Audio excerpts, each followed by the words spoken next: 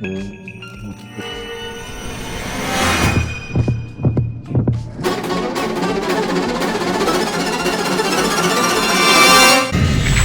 everybody, what is up? Welcome back to my channel.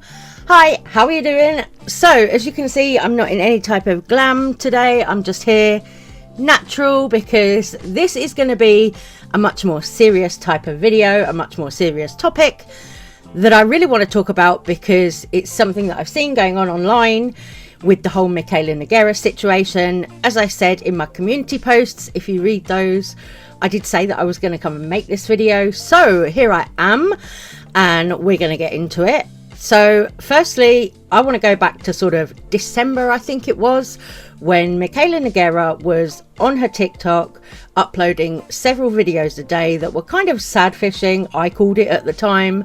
And at the time, I made a video talking about that, saying, okay, Mikayla's sad fishing, uploading these videos, talking about how she's so depressed and that, you know, she can't say what's going on, but she's very depressed and she was sitting in the bed eating McDonald's and that kind of thing. But the fact that she like set up a camera and a tripod to film herself doing that whilst then sad fishing kind of rubbed me up the wrong way, because Mikayla Nogueira is someone with millions upon millions of followers, and of course if you put content like that out there as somebody with millions of followers, all of your followers are going to start to speculate about what's going on with you.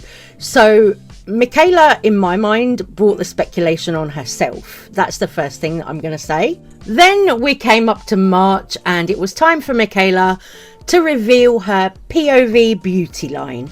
So of course that was the skincare or skin prep as she's marketing it, the 4 or 5 items in a collection of skincare that you can use before you apply your makeup.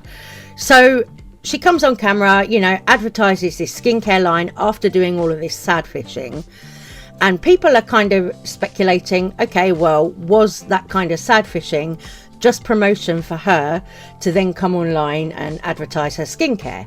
I can totally see the logic in that. As somebody who's watched influencers for a little while, I can totally understand that logic, because when you've got influencers such as Jeffree Star or James Charles, Jaclyn Hill, when they get in a scandal, always there's a product drop following. So that's kind of like their tried and tested formula. We've seen that over the years, since 2018 and before. You know, we have seen that with influencers. So to me, I can completely understand why people, including myself, began to speculate about that. So Mikayla launches her skincare, her skin prep. Then she was called out for taking the name from a smaller Canadian beauty brand by the name POV, which I believe is now called POV Beauty by Sam. So there was that. And then only after all that, after her brand had launched, Mikayla decided to come out and spill the beans about her husband going into rehab and being in active addiction. Mikayla had talked before about how her husband Cody was an addict, and you know, no shame, I wish Cody all the best in his sobriety. Genuinely, that's something that I really do wish Cody all the best in. I'm here to talk about the way that Mikayla has handled the whole situation, because to me, she could have handled it a lot better. And I know that she's young, she's only 24, and she's got all this going on with launching her brand and everything else. So in fairness, yes, there's that. Mikayla's young, a young woman, but from somebody who has also lost family members to addiction, I just looked at this and thought, oh my God, you know, this is bordering on tacky, the way that she handled it. Now, this was something that was picked up by Trisha Paytas and Oscar on the Trisha Paytas podcast as well. Oscar was talking about the fact that Mikayla, when she was making the video talking about her husband's addiction, Oscar was talking about how Mikayla had her products facing front and center with the label there so that everybody could see she was using POV Beauty, her own skincare line. Day just got ruined. Can I rant for like 2 seconds? Okay, I grew up a huge fucking fan of Trisha Paytas. Like, huge fucking fan, okay? I've been with Trisha since she started on YouTube, and I have tickets to see her show next week in Boston, and I'm like so fucking excited. I just saw her take on my situation with Cody on her podcast, and it crushed my fucking soul. It crushed my idol mega fan soul. And now I'm like, do I go to the show? I don't think she likes me. My hat's beating out of my fucking chest right now. I don't know what to do. Her take was obviously an opinion, everyone has them, but the take sucked, that they think that way, and, yeah, ruined my day.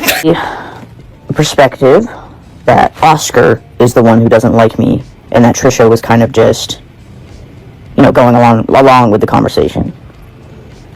Why do I want to cry right now? I'm like really emotional over this situation. I don't know how to feel, bro. I liked Moses's, I liked his tidbits. I've had these tickets for months, guys. It's not like she's gonna give a fuck about me in the audience, but like it's just looking at, like, the thought of like looking at her and like knowing she don't like me.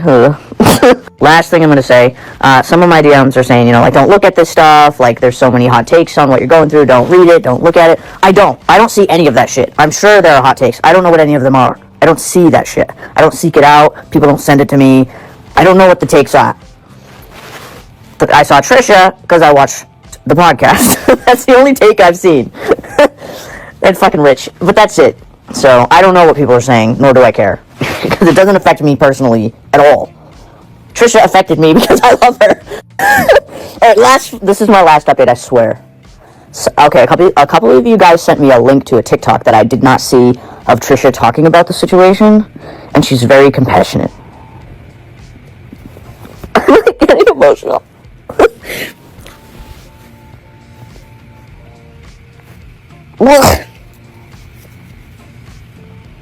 Sorry. It's really difficult when, like, someone that you love and idolize has a negative opinion about you. I'm just saying. But anyways, the video on TikTok that you guys are sending me, she was very compassionate. So I think I should still go. I think I'll regret it if I don't.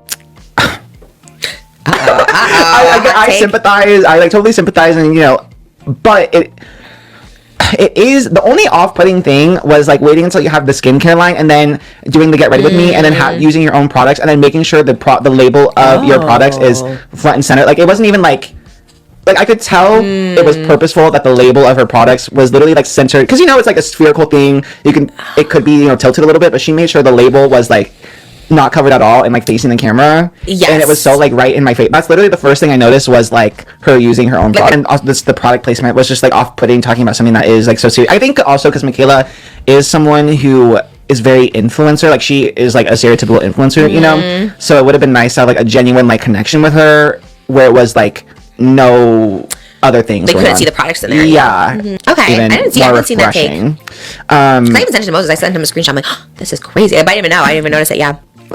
The other thing too is like she was a little bit like screw. That's why like you hate her speculating on whatever. It was almost like a gotcha. I was like, oh, see, this is what you get for everyone who was like being nasty to me. I see. But she was also, she was the one making the TikToks on being sad in bed, no Cody next to her, eating the McDonald's, the crumble.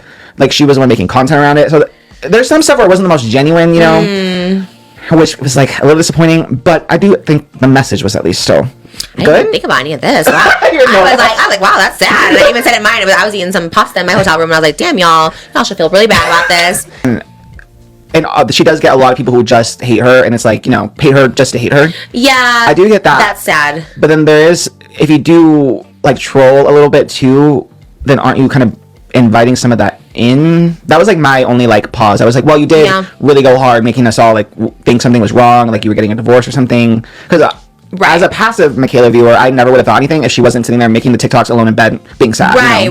Because we talked about her and that kind of thing. Yeah. Serious, like, understand why people are upset, especially if you're like a follower or a fan, but it's like overall like not that serious. That's true. And people go hard. Like they are like unfollow, can't stand her, like turn against her. Like damn, it's kind of scary. Yeah. Because it is one of those things. Like how do you talk about it? Mikayla's young too, where it's like kind of I guess you just think to.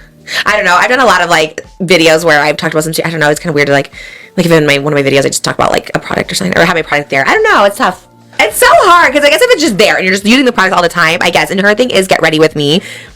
Yeah, but I think she's always been a businesswoman, and she never was like that influencer that you get to know like on a personal level. I think people disagree. I think they think they know her. She always been like, it's business, and I'm going to sell you something, and I'm here to sell something. But she talks about her personal life, like but like, let's say, okay, she knows she has a big story. She's going to talk about him. It's going to get millions of views. I'm going to put my product in there. Like, everything goes around, what am I selling today? And, you know, is it a sponsor post? Is it my product? Is it... That might be a hot take. Because it's heartbreaking. You see a person you love and there's no way you can help them. And then that means she's alone. And that was like her person, you know, like I don't think she connects on personal level with people around her. I think that was her person. That was her personal life. And he's not there. And it's horrible. I mean, I feel it's really, really, really awful, bad for her. And it's like for life, like addicts are for life. Like you're always an addict. It's tough. Like I feel awful for her. But aside of that, I just think she's a business influencer. Like, you know what I mean? That's interesting. But I think that would have been a good opportunity for her to be authentic, like fully authentic, you know, because it is something so personal and like something that like so many people can relate to and like really side with her. So I think it was an opportunity to just be fully like, and she could have just sat down and not shown any products and it still would have gone millions of views. But I think she like can't take the business hat off. So just this is all advertisement all the time. It's just a question of what she's going to use to advertise the thing. But if we're like getting a divorce and I'm like showing like if I'm drinking out of this, I'm like, so it's really sad because Moses like cheated on me and it. You know what I mean? Like it's like you don't really. And the arrows of Trish posters behind you. Yeah, where's like that one up here? Probably just like it's crazy. That passion. You have a passion of sharing your life. I think she has that. She does. I'm disagreeing. I think she has a passion of selling and getting views. TikTok is weirdly on Moses' side lately, everything. He has a whole Stan account on there. That was something that I also thought was very tacky. I was like, okay, so Mikayla's talking about a serious topic, but then she's there like POV beauty, dripping the oil down her face, you know, the serum or whatever it is, dripping it down her face, making sure all of the product labels are facing you so that when she's got something in her hand here, you could see it said POV beauty. Very tacky. I was like, okay, so it looks like product placement to me. You know, you're talking about your husband's sobriety, which to me, if you were going to make a serious video talking about that, why would you not have just sat down in front of the camera and talked about it without doing a whole get ready with me and putting on all of your skincare? Maybe there's the argument that she could have wanted something to do with her hands. Maybe I could see that as an argument for it. But the fact that she went to the trouble of having her products facing the camera with the logo, I'm like, that to me screams tacky. You know, when you're talking about something so serious, I was like, nah. For me, that looks really tacky. And now we're here, and Mikayla has come out yesterday in a TikTok saying that her husband has left treatment. And this comes at a time when Mikayla is receiving a lot of backlash on her POV Instagram and TikTok for not sending her orders out. So customers haven't received their product and they're all complaining. And now it's, oh, let's talk about my husband's addiction again. At least the timeline, that's what it seems like. Convenient how now when people are complaining, Mikayla has once again decided to kind of get the sympathy vote from her fans by talking about her husband's addiction. I actually feel sorry for Cody for having this all dragged up publicly, and it was dragged up because of Mikayla. She was the one that started sad fishing on TikTok, saying, oh, there's all this stuff, it's been the worst year of my life and I can't talk about it. She was the one that started putting that out to her 16 million followers on TikTok. So when you've got 16 million followers, I think that's something that you need to be aware of, that if you have that amount of followers and you're talking about these things, you need to know, you've got to know that your fans are going to start to speculate and, you know, wonder what's wrong with you. You know that. It's like emotional manipulation. At least that's the way that I see it. I say this all as somebody who, as I said, has lost somebody in my family due to addiction. In fact, I've lost 2 people due to addiction in my family. So that's why I'm talking about this. I think it's important to bring this to light because the way that Mikayla has done it to me doesn't scream that she's raising awareness for people in active addiction or in recovery. It screams to me that she used it to promote her brand, which, as I said, I find tacky. And then there's also the other side of it. The fact that her husband was able to go to rehab is wonderful. Genuinely, that's wonderful. You know, anyone who needs that help and can get it, that's wonderful. Unfortunately for the people in my family, it hasn't been the same. So what we're seeing is Mikayla as an influencer, a celebrity, if you will, talking about her husband's addiction, sobriety, rehab, everything like this. But what I wanted to talk about is that's one view of addiction and sobriety. That's one way of dealing with it. You know, for normal working class families, we don't get the same privilege that somebody with Mikayla's money would have. We really don't. And that's something that I want to make people aware of. You know, they might look at somebody like Mikayla talking about this topic and think, oh, it's okay, you know, yeah, it doesn't matter if you get addicted to drugs, you can just go to rehab and come out and it'll all be fine. And honestly, that's not the case for everybody. That's really not the case for everybody at all. You know, my recent experiences, my family's recent experiences over the last few years have been completely different to that, and I want to share a little bit about that, if that's okay. So I'm going to get into it, but I'm not going to say people's names, because although I come on camera and talk, my family are not public people and I have to respect that. So we had a young man in our family who, during the pandemic and after the pandemic, was very, very active in drug and alcohol addiction. And we, of course, as a family, very much tried to help him, tried to get him better, tried to help him get to sobriety.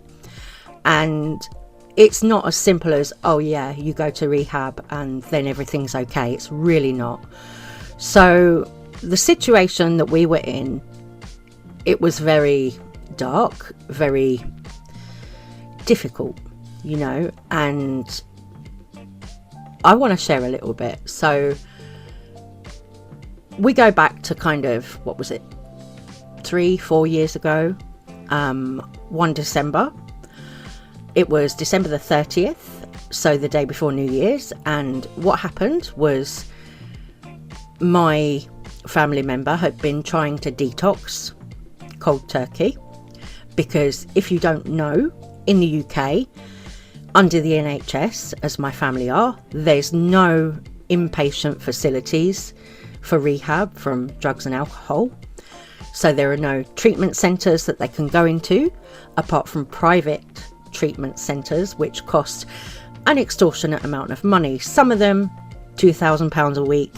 And honestly, that was money that my family could not afford, did not have. So with us trying to help my family member through addiction and on the road to sobriety, this is what we experienced. December the 30th, a few years ago, we had the ambulance come to our house because our family member was having seizures due to withdrawals from drugs and alcohol. Now, this person was very, very heavily in active addiction, and when I say that, drugs, alcohol, using daily, of course. And we had the ambulance called to our house because of the condition that he was in. They assessed him, they monitored his heart, his liver, his lungs, all his vital organs, printed off the readings, and they said to him, well, we'd like you to come to hospital with us because we would like to admit you, put you on a drip, blah, blah, blah, stabilise you. No, he didn't want that. And as he's over the age of 18, they couldn't force him to go to hospital with them. So as it was, that night, after they'd checked him out, they left. Then it took my family convincing him to take a trip to hospital to be put on a drip, stabilised. He was in there for, I think, under 48 hours, and then he was sent back home with us. So from there, we then had to go to our GP, our doctor, and get him on detox medication, which that's something that can be done under the NHS in the UK. They give you a course of detox medication and you go through that. And the other thing that they give you is a telephone line. So for advice and checking in, that kind of thing, while you're going through the detox process.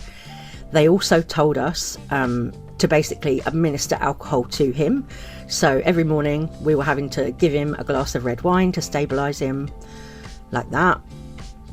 Of course, being given a phone line as well, you know, okay, that might help some people, but it won't help most people in active addiction. Most people in active addiction will not use a phone line or an online service to access help. They need to be admitted and they need to be in an inpatient facility to really get the help that they need. Under the NHS, that's just not possible because the waiting lists are so huge. These services are stretched beyond their limits. They can't help people. They've got millions of people on the waiting list for these services. There are ways that people can be put into private rehab facilities that's funded by the NHS. But again, the waiting lists are years long and there are millions of people on those waiting lists. So it's not possible to get the help that you need in the time that you need it. So as it was, after that period where he'd been into hospital, been on a drip, come back home, been put on detox medication in our care, we had to then sleep with him, take it in turns to sleep with him on an air mattress in the living room, because while he was going through this detox, he was still seizuring, fitting, and of course we had to make sure that he didn't die during the night. So we had to monitor him 24 hours a day. That's the reality of living with somebody in active addiction when you're trying to care for them. That's what it is. It's not, oh, my husband went to rehab and I launched a beauty line. We tried our best, of course, to look after our family member who was going through this, and his condition honestly just worsened after being on the detox medication. He didn't recover, unfortunately. His condition worsened and became more and more frequent with the seizures and all of this. So he then went back to drinking. After being on the detox medication, he found that that just was making him ill. He went back to the drink, back to the alcohol, and one day he decided to pop out to his friend's house. The following morning he died, and that was what happened there. So my point of view is very much, you know, when I've seen Mikayla talking about her husband in active addiction and the way that she's handled this with showing off the skincare products and everything like that, my perspective is very much that she's taken a very serious topic for a lot of people and almost made light of it and used it to sell her skincare brand and make herself money. While I can empathise with Mikayla having a partner that's in active addiction, what I will say is, you know, from living with somebody in active addiction, their mood swings, breaking things in the house, temper, you know, just off the charts. Then the whole kind of medical side of it, having to try and get them through medical detox, having to try and care for them and really get them better. All of that was so taxing on my family, you know, and then to have that person pass away, it's almost like you feel guilty that you couldn't do enough. So that's why I take this topic very seriously, because my family have been through it and it's horrible, and I wouldn't wish this on anyone, no one, not even my worst enemy. You know, so me making this video isn't about hating on Mikayla. It isn't about trying to drag another woman down. Nothing like that. It isn't about jealousy. It isn't about anything like that. It's just another perspective of how it actually is to live with somebody in active addiction. That's not the glamorous side of it that you see on the internet. So I'll end this video here by saying that I really do wish Cody all the best in his recovery. I hope he's successful. You know, Mikayla's very lucky to have him come home, and I hope that they have a happy life together. I genuinely do. You know, whatever I think of Mikayla, the way that she markets her brand or whatever, this is a separate issue. You know, I genuinely wish them the best in that respect, because I can empathize what it is to have a loved one in active addiction, you know, so I do genuinely wish them the best. But I will say, I think there are some drama channels talking about this that shouldn't be talking about it, like Rich Lux. I've seen Rich Lux make numerous videos on this whole Mikayla Nogueira situation, and the way that he's handling it is kind of gross, if I'm honest, and I really don't want to be associated with any of that. So please, whatever you do, don't associate me with that, because that's not what I'm here for. You know, I'm sharing my perspective as someone from a working class family with the NHS services, no access to kind of private addiction services, rehabs, anything like that. You know, I'm sharing that perspective, and I just want to say that I do wish Cody all the best in his recovery, and I hope he takes care of himself however he needs to do that. And I genuinely don't think it should have even been brought up in the first place, but you know, due to Mikayla's kind of sad fishing, and then that leading to people to speculate about where Cody was, were they still married, everything else, unfortunately it did get brought up. So I'm sorry that it did, but I hope that somehow some good can come from this. You know, I hope that maybe just one person even can see this video who might need to hear it, or might need to know that they can get out of addiction. It's just gonna be a much different road if you're somebody without money. I'm gonna say take care, stay safe, stay well. I love you guys. Thank you so much for watching, and I will see you on the next one. Bye bye.